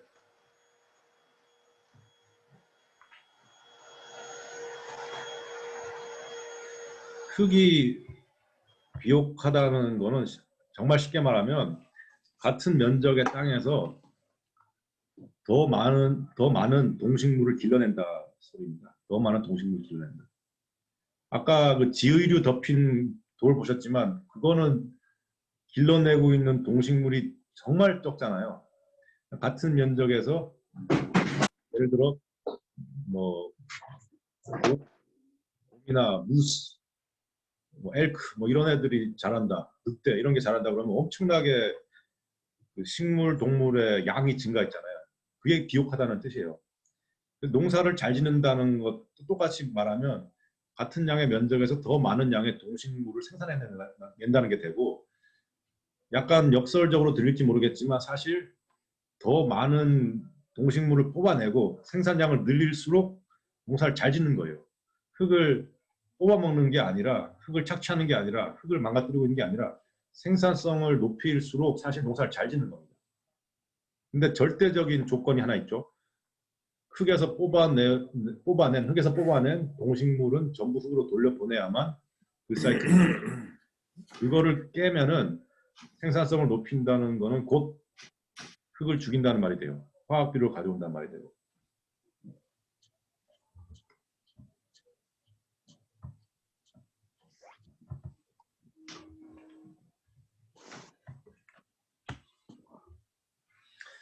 예, 마지막으로 시간이 얼마 안 남았는데요. 좀 기술적인 것들 설명을 드리고 끝내도록 하겠습니다. 그래서 개간은 그럼 어떻게 하는 거냐 방법들이 쭉 있는데요. 몇 가지를 제가 소개해드리고 마치겠습니다. 가장 뭐 쉽게 생각하면 이런 기계가 있죠. 제가 이게 무주 농장에서 일할 때 찍었는데 이런 뭐 손으로 밀 수 있는 가벼운 것도 있고 대형 트랙터가 필요한 것도 있고 이렇게 해서 개간할 수도 있고요. 땅을 기계로 가는 거죠. 아니면 뭐 곡괭이로 할 수도 있고. 요거는 서양 유기농업에서 상당히 그 인기가 있는 방식인데 그 치킨 트랙터 이름이 치킨 트랙터. 요렇게 닭을 요렇게 생긴 그 틀 속에 넣어가지고 이동을 시켜주는 거예요. 그러면 닭들이 요 공간 속에서 모든 벌레 잡아먹고 모든 풀 뜯어먹고 다 긁어가지고 풀을 다 없애버립니다. 그러면 그 개간이 되죠. 땅이 열리는 거죠. 잡초가 다 없어지고. 그래서 이렇게 구간별로 이동시키면서 그 개간을 한다는 개념인데요. 솔직히 저는 이 방법은 좀 뭐가 문제냐면 흙을 갈질 못하거든요. 그래서 흙이 단단한 상태로 남아있을 수 있다. 이런 문제점이 있는데 예를 들어 굉장히 흙이 좋고 부드러운 곳에서는 이렇게 이 방법을 쓸 수 있죠. 이것도 서양 유기농업에서 유명한 방법이죠. 이 골판지, 그 카드보드를 갖다가 땅에다 이렇게 깔아주고요. 카드보드 위에다가 퇴비, 콤포스트를 뿌려 덮어줍니다. 그러고 놔두면은 그 밑에 있는 잡초들은 이제 햇빛을 못 보고 죽어버리죠. 그 다음에 그 잡초가 발화하더라도 골판지에 막혀서 못 올라온다 이런 개념인데 나중에 시간이 가면 이 카드보드는 다 분해돼서 사라집니다. 환경 친화적이에요. 이 골판지 자체가 그 펄프 나무로 만드는 거기 때문에 환경으로 돌아가고요. 위에 퇴비를 덮어줘서 그 다음에 그 식물을 심는다 이런 개념이고 뭐 이렇게도 할 수 있습니다. 골판지가 아니라 그냥 타프를 써가지고 햇빛을 차단해서 잡초를 죽여서 땅을 여는 방법. 근데 그냥 소규모 가드닝 대부분 그런 거 하실 것 같은데 제가 제일 괜찮은 방법이라고 생각하는 건 사실 이겁니다. 더블 디깅이라고 하는 방법이 있고요. 더블 디깅이라는 방법은 굉장히 좋은데 굉장히 힘들어요. 벌써부터 삽하고 막 저 삼지창이 나오면서 무섭잖아요. 일을 많이 해야 돼요, 이거. 왜 더블 디깅이냐?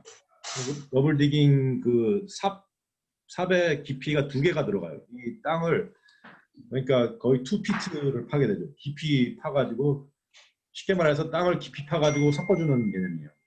그러면 2피트 최소한 한 60cm 정도는 흙이 갈아줬기 때문에 굉장히 부드러워지거든요. 갈아주고 거기 퇴비 섞어주고 거기다가 식물을 심으면 토심이 확보돼서 뿌리가 잘 들어가죠. 아까 제가 보여드린 제가 밭에서 하는 방법도 이거랑 비슷해요.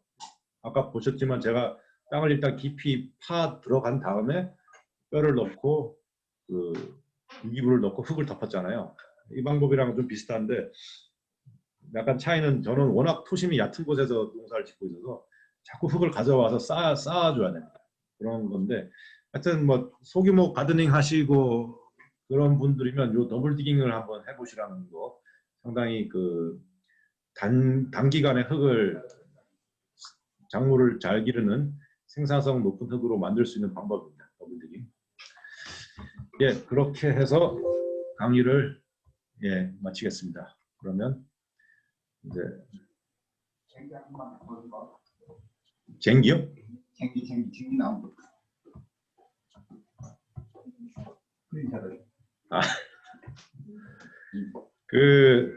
뭐 질문이나 뭐 코멘트 있으시면 편하게 하시고요.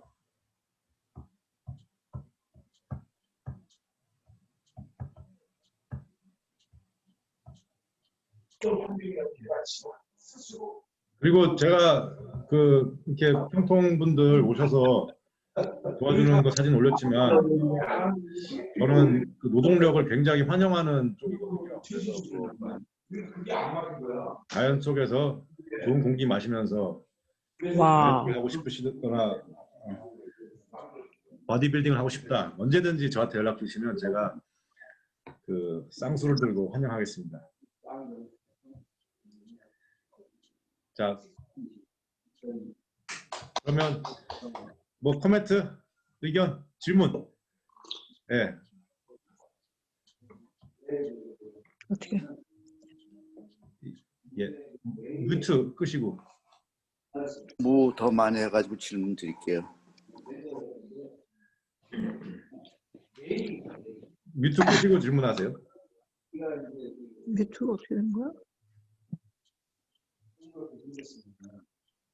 보좌님 질문 있다 하지 않았어요? 예, 뮤트 돼 있으세요 지금. 이렇게 파종을 하고 나면 얼마나 자주 가서 다듬어 길러줘야 살펴줘야 되지요. 씨 심어주고 나면 보통 흙하고 이 흙하고 차이가 있어요. 파종을 하고 나면. 파종했을 때 차이가 있죠.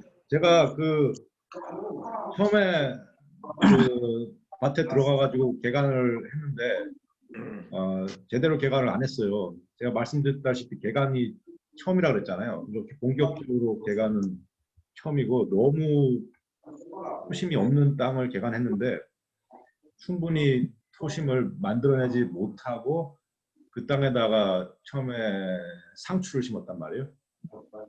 그랬더니 상추가 한 요 정도 자라고 안 자랍니다. 네.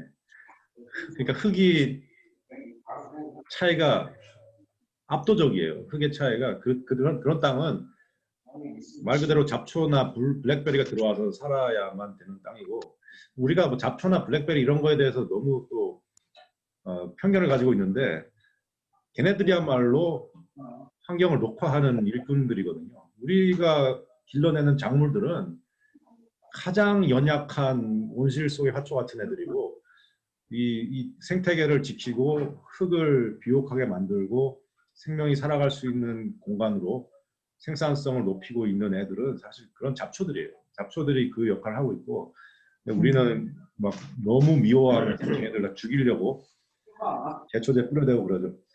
그래서 흙의 차이는 압도적이고 그 파종을 하고 얼마나 자주 돌봐줘야 되냐는 건 전적으로 상황에 따라 좀 다를 것 같고 예를 들어 그 관리가 아주 덜 필요한 상태의 흙을 농사를 디자인할 수도 있고 아니면 관리를 많이 해야 되는 농사를 디자인할 수도 있는데 저 같은 경우는 지금 마늘을 심었는데 제가 다른 농장에서 일을 해야 되기 때문에 메이플리스 농장은 거의 방치형으로 가야 되거든요.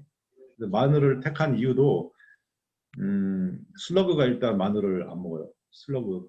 마늘이 슬러그를 죽인다고까지 제가 읽었는데 슬러그 안 먹고 사슴들이 싫어하고 야생동물들이 피하는 냄새거든요. 마늘.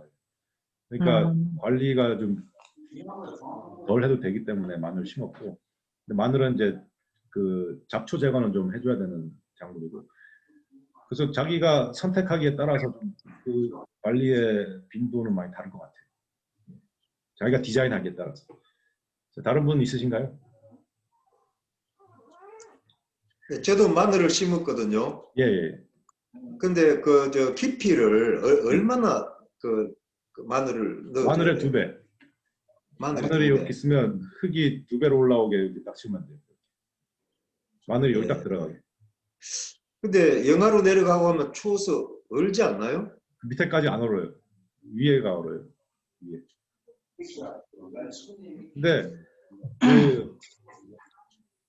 제 친구는 자기가 그 여기보다 훨씬 추운 데서 사는데 땅이 얼어가지고 네. 마늘을 이 곡괭이로 찍어서 땅을 깨가지고 마늘을 넣었다 이렇게 말하더라고요. 근데 그 다음에 잘 자랐대요. 그러니까 근데 잔디 깎은 거를 위에 덮여주면 어떻게 돼요? 뭐를요? 잔디 깎은 거를 위에 이불처럼 덮어주면은 좀 아주 좋아요. 좋아요. 그 마늘 농사법 자체에 나와 있어요. 깊이를 마늘 2배로 한 다음에 심고 위에 멀칭을 해주라고 돼 있어요. 예. 낙엽이나 짚이나 잔디 깎은 거 이런 거 깔아주시면 그 자체로 그 보온이 돼가지고 땅이 심하게 얼지 않죠. 근데 그 잔디가 예. 그 썩으면서 독소가 나온다 그러거든요. 거의 마늘한테 영향을 안 주는가요? 안 나와요. 기가 막혀. 특히 지금 깔아주시면 네. 봄이 되고 마늘이 올라올 거 아니에요. 예. 그때 되면 다 분해돼요. 독소라는 건 없을 것 같은데 예를 들어 향기성 발효를 하면 독소가 나올 수 있어요. 물에 잠긴 상태에서 발효되면 그런 게 생길 수 있는데 그 흙은 뭐가 좋습니까? 저는 지금 매뉴얼하고 그 저 머스룸 흙을 잔뜩 준비해 놨거든요. 둘 다 좋아요. 그 다 섞어서 버섯이 자라고 난 그 흙 굉장히 좋고요. 매뉴어도 좋고 일단 모든 거름의 핵심은 그게 충분히 분해된 상태에서 식물하고 접촉해야 됩니다. 뭔가 할 수 있어요. 근데 지금은 겨울이기 때문에 그 뿌려두시면 이게 분해가 돼가지고 봄 됐을 때는 충분히 좋은 상태가 될 겁니다. 한대요. 나하고 같이. 자, 다른 분들 있으신가요? 네. 예. 여기 4개를 갖다가 저 되게 무거운 거. 질문 있어요. 예예예. 말은 네. 없는데 흙은 여름이고 겨울이고 노출되어 있으면 안 된다는 소리를 들었거든요. 뭐 예, 예. 벽집이든 낙엽이든 덮어줘야지 영양 손실이 되지 않고 예. 미생물들이 잘 살 수 있다고 하는데 예예. 우리 보통 흙이 노출되어 있잖아요. 예예예. 천천히가 그거 100% 맞는 말씀이에요. 정확한 말씀이고 가장 좋은 거는 흙이 풀에 덮여 있는 거, 풀이나 나무, 식물에 덮여 있는 게 가장 좋고 그거를 못할 경우에는 식물의 사체, 낙엽이나 짚이나 풀로 덮여 있는 게 좋아요. 뭔가로 네. 덮여 있는 게 좋고 살아있는 걸로 덮여 있는 게 죽어 있는 걸로 덮여 있는 것보다 더 좋고 근데 죽어 있는 걸로도 못 덮어주면 흙이 노출되는 건 가장 안 좋아요. 흙이 노출되면은 그 햇빛, 바람, 물 여기에 쓸려 나가기 시작하고 토양이 그 유실되고 양분 유실되고 흙이 죽기 시작합니다. 반드시 흙은 덮어줘야 돼요. 덮어줘야 돼요. 예, 그래서 거기에 덮기가 이제 그 많은 양을 덮어주기가 힘드니까 비닐 멀칭 같은 걸 하지 않나요? 비닐 하우스라든지 뭐 등등. 네, 비닐 멀칭은 그 흙을 보호하려고 하는 게 아니고 비닐 멀칭은 잡초가 안 나게 하려고 하게 되는데 그 저는 개인적으로 별로 비닐 멀칭은 좋아하지 않는 방법이고 차라리 그렇죠. 낙엽을 덮어주시는 게 낫다. 낙엽을 네. 덮어주시면 그것 자체로 잡초를 억제하는 효과가 있고 낙엽이 이렇게 분해되면서 또 거름이 됩니다. 근데 낙엽 같은 거 덮어주실 때 이제 기술적인 문제인데 낙엽은 산소질이 높아가지고 질소질 높은 거름을 같이 줘야 돼요. 안 그러면 식물들 생장이 좀 저해될 수 있어요. 아니 자기들 네, 예, 감사합니다. 예. 역시 그 낙엽이 축축한데 덮어도 괜찮아요? 예?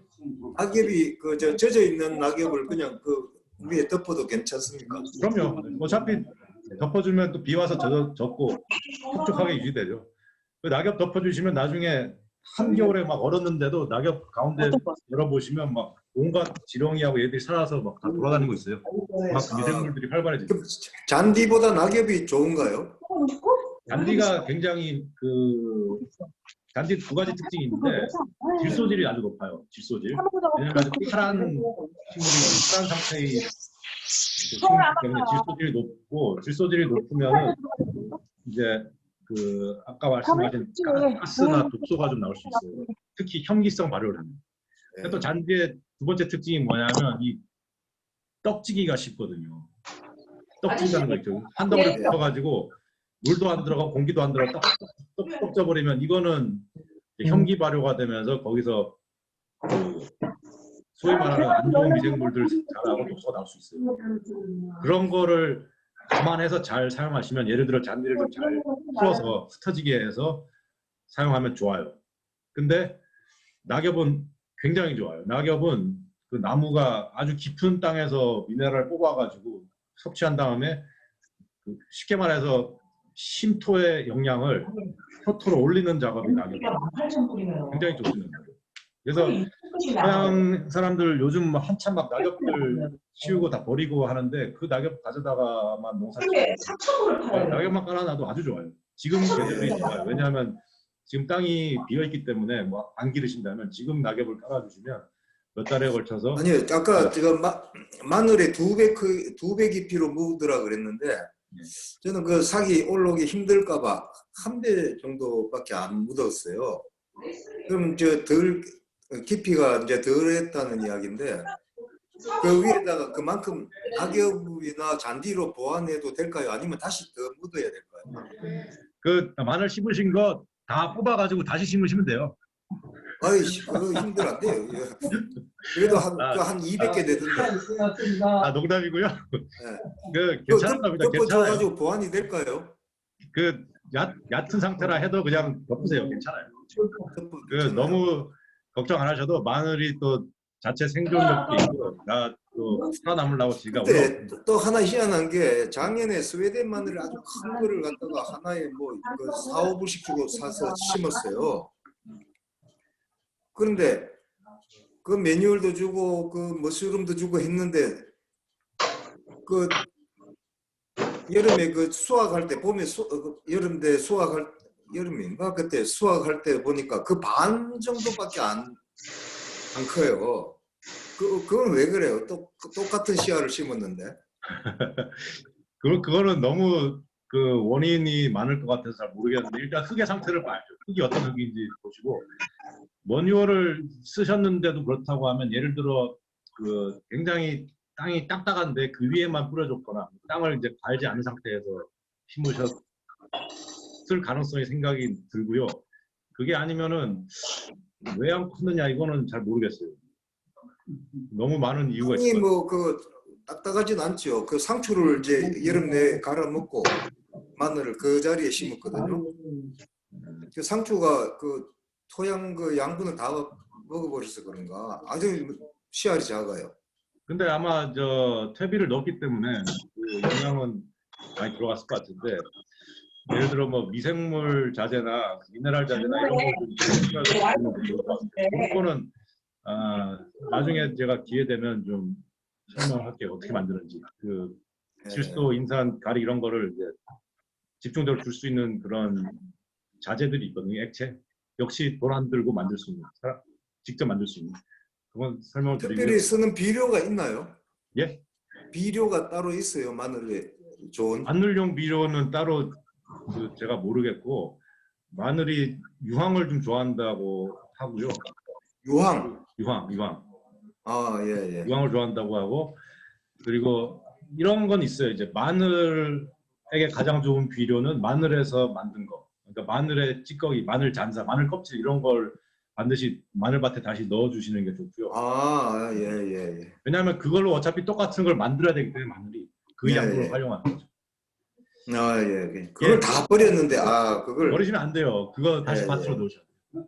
예. 알겠습니다. 더 없으시죠 그러면?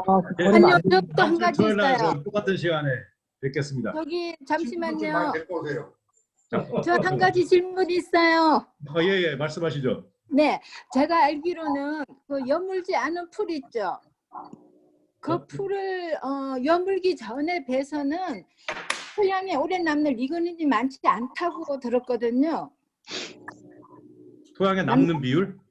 그러니까는 풀이 자라지 않았을 때, 짧았을 때 이렇게 베면은 토양에 오래 남는 리그닌이 많지 않아서 그 뭐라 그럴까 토양 부식 같은 걸 높이고 토양의 그 질을 높이는데 별로 도움이 되지 않는다고 알고 있거든요. 그러니까 그 기본적으로는 자연 상태를 보시면 풀이 자라는데 풀이 충분히 자랐을 때 그걸 동물이 먹는 게 좋아요. 왜냐하면 너무 작은 풀은 풀을 먹어버리면 풀이 자라는데 굉장히 오래 걸리고 그리고 땅에서 좋지가 않다 그러더라고. 땅 자체가 이게 풀이 짧았을 때 이게 베거나 이러면은 그 리그닌이나 성분이 많지 않아서 그 땅 부식을 빨리 하게 만든다 그러더라고요. 그 어린 풀은 질소질이 높아요. 그래가지고 나이가 든 풀로 갈수록 탄소질이 높아지거든요. 근데 토양에서 사실 가장 기초적으로 중요한 건 탄소를 높여줘야 돼요. 그래서 풀을 같은 땅이라도 작은 풀을 대서 깔아주는 것보다 크게 키워가지고 깔아주는 게 훨씬 더 생산적이죠. 그렇게 되고요. 그러면 더 다음 주에 뵙는 걸로 하겠습니다. 감사합니다. 감사합니다.